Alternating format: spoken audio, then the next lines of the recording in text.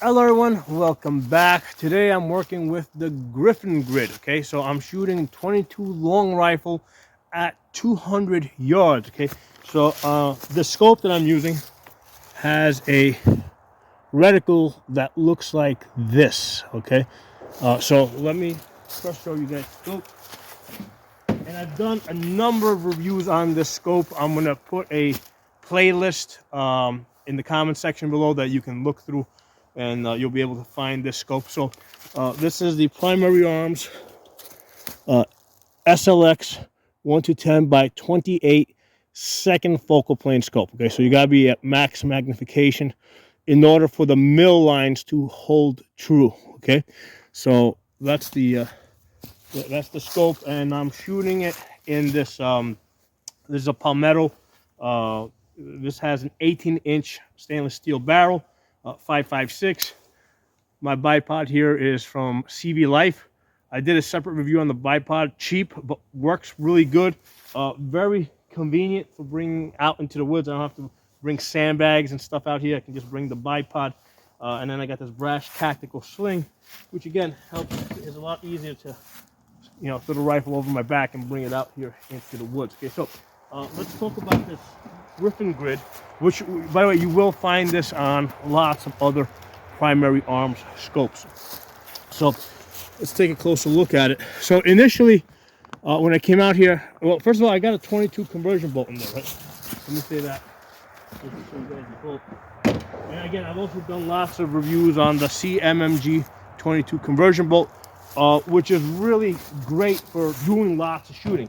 And I'm shooting bulk 22 federal auto match. Okay, so I'm shooting this 22 at 200 yards, and I didn't remember exactly what my holdover should be because this rifle is zeroed in for 5.56, right? It has a 50-yard zero with 5.56. But when I throw in a 22 conversion bolt and I shoot it, the first of all, the 22 long rifle doesn't have enough velocity to even come up into that line of sight. So you're working with a holdover the whole way through. Okay, even at 50 yards, I have a slight holdover. So I didn't remember what the holdover was going to be at 22 yards. Let me grab one of these little pointing sticks here. So I didn't remember what the holdover was going to be with the 22 long rifle at 200 yards. And I took a guess that it was probably going to be somewhere around the 5 mil mark, okay? Because you got 5, 10, 15 mils here. All these lines are 1 mil apart when you're in max magnification, right? It's a second focal plane scope, so you have to be in max magnification, which is 10 power. So what I did is I put the 5 on my steel plate, which is 2 feet tall by 1 foot wide, and I took a shot, and what I did is I saw it hit the ground down here at about the 8 mil mark. So now the 8 mil mark is my holding point. I basically moved the reticle up. I put the 8 mil mark on my plate, and I've been able to hit targets very consistently. Okay, so that's how you use this grid. And this can account for all sorts of things. Like, for example, let's say you change ammunition, right? Let's say you zero in with a 55 grain and now using a 77 grain. Well, again, if you can see the impacts, you can use these dots as a holding point, even if you've got wind, right? So let's say you're shooting, right? So so basically I know that with the 22 at 200 yards, my holdover now is the 8. But let's say the wind picks up and I see that it's blowing the bullet over and impacting here 2 mils over to the right. Well, great. Now that is my new holding point. I just moved that over. So no matter where it impacts on this grid, right? If I can see it impact, that impact point on this grid is my new hold point that I then move to my target and use that. So this is really awesome. Now, you might say, well, you said there's a second focal plane, so you got to be in max magnification. But let's say I was in 8 magnification. Yeah, these things are no longer 1 mil apart, but let's say I go down to, let's say, 7 magnification, right? Whatever observation I make at 7 magnification, I can use at 7 magnification, right? So again, if I take a shot and I see that I impact, let's say I'm holding here, and I see that it impacts, let's say, here, that's my new holding point. So within that magnification, that's my holding point. Now in max magnification, you can, now these things are a mil apart, so you can do things like range estimate. Now this also has auto ranging in it.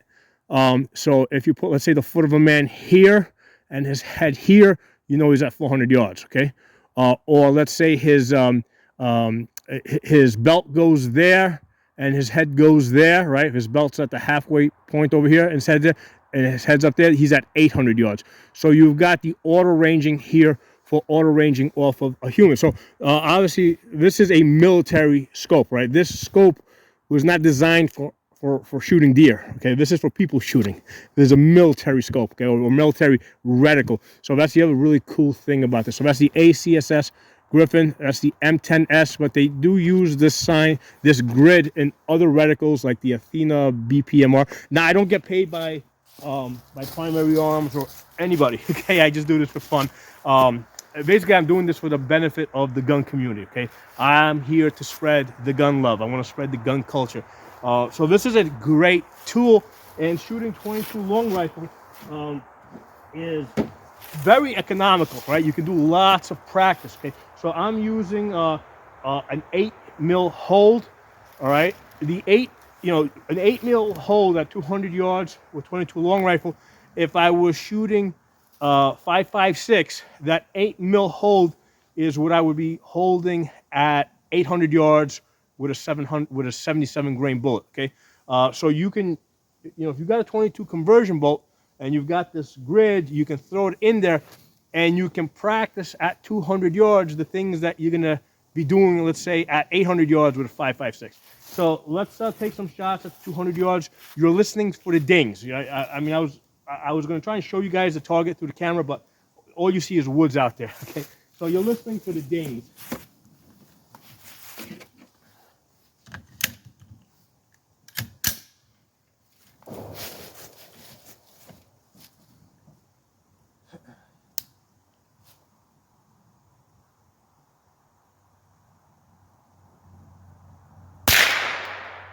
Hit.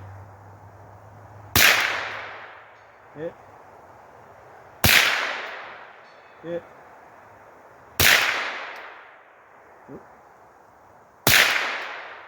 Hit. Hit.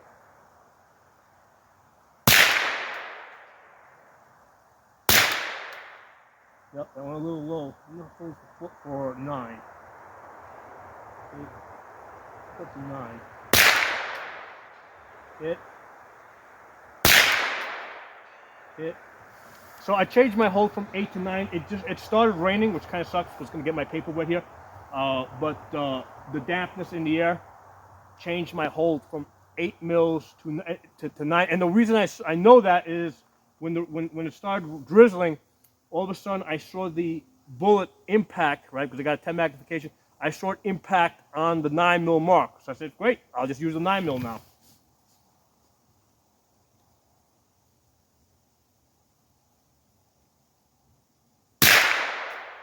Hit. Hit. Hit. Hit. Hit. Hit.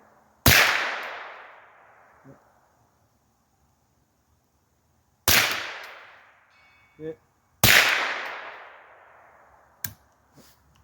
So I think for a 22 long rifle at 200 yards, that's a pretty good hit rate through the rain.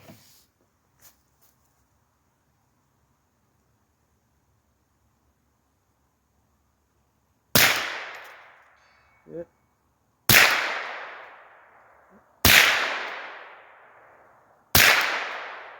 Hit. Yeah, I gotta hold my 9 at the bottom. Hit. Hit. Hit. Hit. Hit. Hit. Hit. Hit.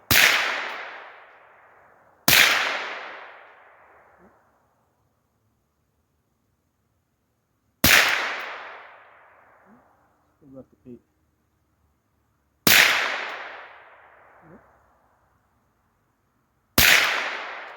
It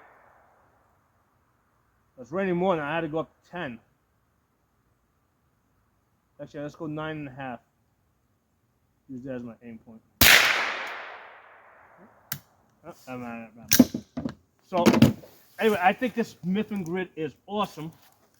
I got this fucking wet paper now. Shit, this sucks. But definitely, this is a great training tool, particularly if like you're not sure what distance you're shooting, you're not sure what the wind is going to do to your bullets, right? Because the wind can be very unpredictable. I mean, I got wind ribbons. Here, I'll show you guys. I got wind ribbons over here to try to keep track of what the wind is doing, right? But sometimes what I have found is that even with trying to predict off of the wind ribbons, sometimes the wind ribbons here are going in one direction, and downrange they're going in a different direction. So it's like when you're looking at wind ribbons or mirage, you're trying to predict what the wind is doing. But if you can see the impact of the bullets, that now you know what the wind is actually doing, right? And now you can just, if you can see the impact point, you can move that impact point, that dot, to the middle of the bullet, the middle of the target, and use that. Okay, so hope you guys enjoyed the video. So I think that's great. 200 yards with a 22 long rifle. I mean, I think we got some, a pretty good hit rate there. Drop some comments below.